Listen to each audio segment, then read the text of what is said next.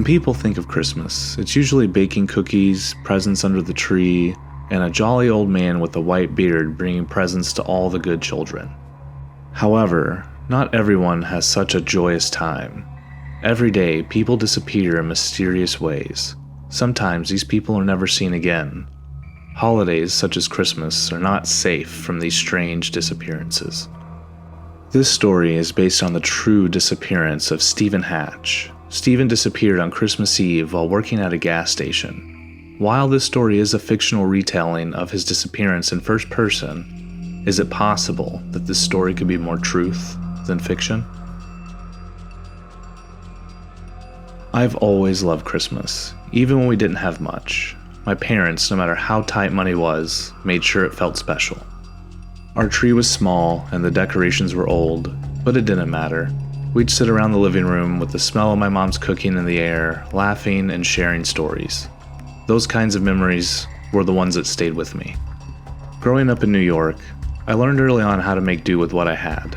Our town was small and opportunities were few, and I wasn't the best kid in school. Hell, I spent more time in detention than I did in class some weeks. I was smart, I just didn't care. None of it seemed to matter when all I wanted to do was work on cars. Cars were my escape. I could spend hours reading about them, watching videos, and dreaming about a garage filled with every tool I could ever need.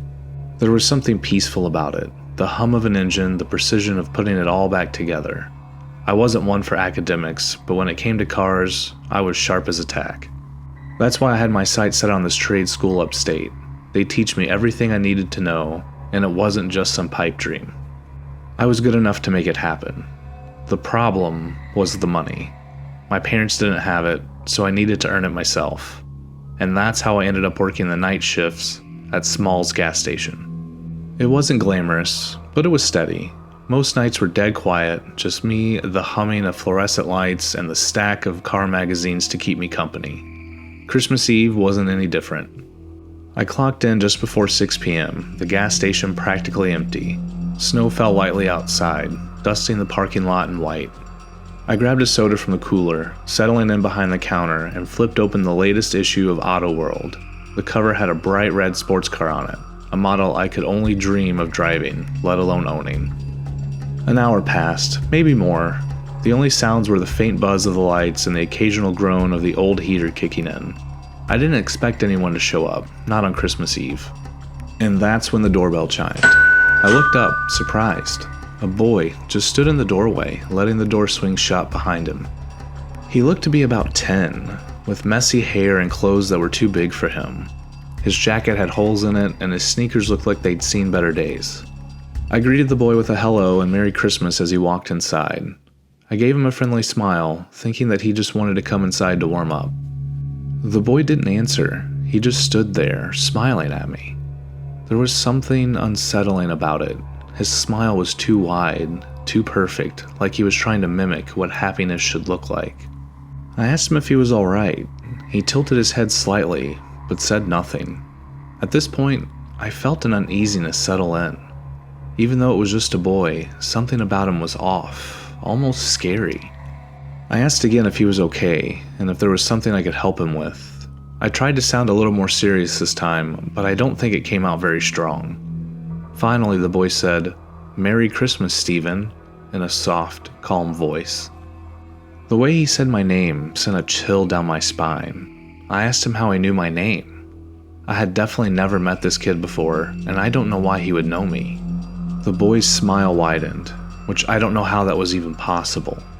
He stated that he knew everyone's name. I let out a nervous chuckle, glancing towards the door. I asked him who put him up to this, thinking this had to be some sort of joke that one of my friends had put him up to.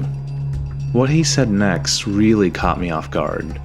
He said, "What if I told you I could give you anything you've ever wanted?" He took a few steps closer as he spoke. I didn't even know how to respond to this. I asked him what he was talking about, my voice stammering. He told me that I had heard him correctly, and then repeated his question. If you could have anything, what would it be? I stared at him, still unsure how to respond. There was something about him, something wrong. I couldn't put my finger on it, but this kid brought me more fear than I've ever had in my entire life. At this point, I was over with this conversation. I firmly told him if he didn't have any business here, it was time for him to leave. He blinked, and I froze. His eyes, which had been pale blue, were now pitch black. No whites, no pupils, just endless darkness. I stumbled back, nearly tripping over the stool behind me. I demanded he tell me who he was. I was still trying to act like the adult in this situation, but I was having trouble showing it now. I was absolutely terrified of this kid. His eyes, how did they turn all black? Was this even a kid? Even a human? He still hadn't responded to my question, so I shouted again, asking him who he was. His smile never faltered. After what seemed like an eternity, he finally responded to my question. He said, "Some people call me Josh Collin, but names don't really matter, do they?" I yelled at the boy Josh to get out, pointing towards the door. My hand was shaking. What I couldn't understand is why I was so scared.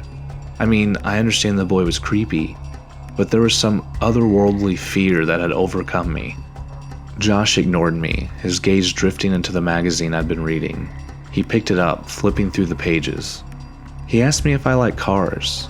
I didn't answer, my hand still pointing towards the door. He then flipped to one of the cars and turned the magazine towards me. He asked if I liked this car. I didn't answer. He flipped to the next page and revealed another car. He then asked if I liked this one more. I still didn't answer. I couldn't. Josh chuckled, putting the magazine back down on the counter. He then looked me dead in the eyes. He said if I met him in the house behind the gas station, he would give me everything I've ever dreamed of. Before I could tell him to leave again, the lights flickered a few times. Then they went out completely.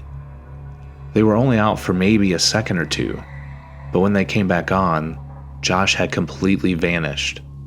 I stood there, my heart pounding. Where did he go? If he had ran outside, I would have heard the bell chime. I told myself this wasn't real, that I was imagining things, but the feeling of dread in my chest wouldn't go away. I left from behind the counter and searched the whole store. Nothing, nobody. It was as if I just imagined the whole thing. I was frozen, trying to recreate what had just happened. Did I just imagine this? Was it a terrible dream? Then the doorbell rang again, making me jump.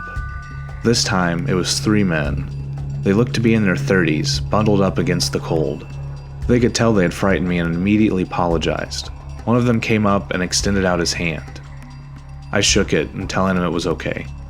He then told me they were coming from Canada to visit some friends for the holidays and needed to get some more snacks and gas for the drive. I gave a weak, forced smile. The man looked at me. I think he knew something was wrong. He asked me if I was okay. I lied and told him everything was fine. It had just been a long night. The man did some more idle chat with me as I checked him out for his snacks. Then, just as I was finished, one of the guys he was with yelled out to him. He said, "Come on, Josh, we gotta get back on the road." The man then responded with, "Coming, Colin." The man gave me a head nod and walked out the door. My blood ran cold. Josh. Colin. I didn't say anything as they left, but my hands were shaking. It couldn't be a coincidence. That kid told me his name was Josh Collin. Then 2 guys just happened to randomly come in here immediately after, and their names are Josh and Colin? I knew I had to leave. Something was wrong, and I knew I couldn't stay here any longer. However, I knew I also couldn't just leave the gas station. If I did, I would be fired. I contemplated on what to do next. I thought it might be a little extreme, but the only people that I thought could help was the police. I picked up the phone and dialed 911. The line rang twice before someone picked up, but it wasn't a dispatcher. It was a voice I was all too familiar with. "I'm waiting, Steven," Josh's voice said. "Are you coming?" I dropped the phone, the cord swinging as it hung. Every instinct in my body screamed at me to stay put, to call someone for help. But something else, something I couldn't explain, compelled me to go see Josh. The house behind the gas station had been abandoned for years. It was the kind of place kids dared each other to go on Halloween. The windows were boarded up and the roof sagged from decades of neglect. I walked out of the gas station. I looked towards the pumps and I saw the 3 men from earlier. The guy I had spoken to caught my gaze with his. He gave me an uneasy look, but I disappeared behind the back of the gas station. I don't know why I went. Maybe it was curiosity. Maybe it was the promise of something more. The front door creaked open as I approached. Inside, the air was cold and damp, the faint smell of mildew hanging in the air. I called out for Josh, my voice barely above a whisper. No response. I stood there in silence for a second. I took a deep breath and pushed onward into the house. I stepped into what must be the living room. The walls were covered in peeling wallpaper and the broken furniture was scattered across the floor. Then, I heard someone whisper my name from behind. I spun around, and there he was, standing in the doorway, his black eyes glinting in the dim light. In the same tone from the gas station, Josh asked me, "Are you ready to have everything you've ever wanted?" I shook my head, taking a step back. I told him I was leaving. Josh's smile disappeared. He then said, "No, you're not." Before I could react, he lunged forward. I felt a sharp pain in my stomach, and when I looked down, his hand was inside me, his fingers curling around something that felt like fire. I couldn't move. I couldn't scream. My vision blurred, and the last thing I saw was his smile as everything went black. When I came to, I was being carried. Snow fell around me, and the cold air stung my skin. I opened my eyes just enough to see where we were. The Thousand Islands Bridge. Josh carried me to the edge of the bridge, his grip like steel. I looked down and saw the icy waters below. I looked back at Josh. I wanted to plead with him, but nothing came out. In a menacing tone, Josh said, "This is what you wanted. Merry Christmas, Stephen." And with that, he let me go. The last thing I saw was his face, smiling down at me as I plunged into the icy waters below.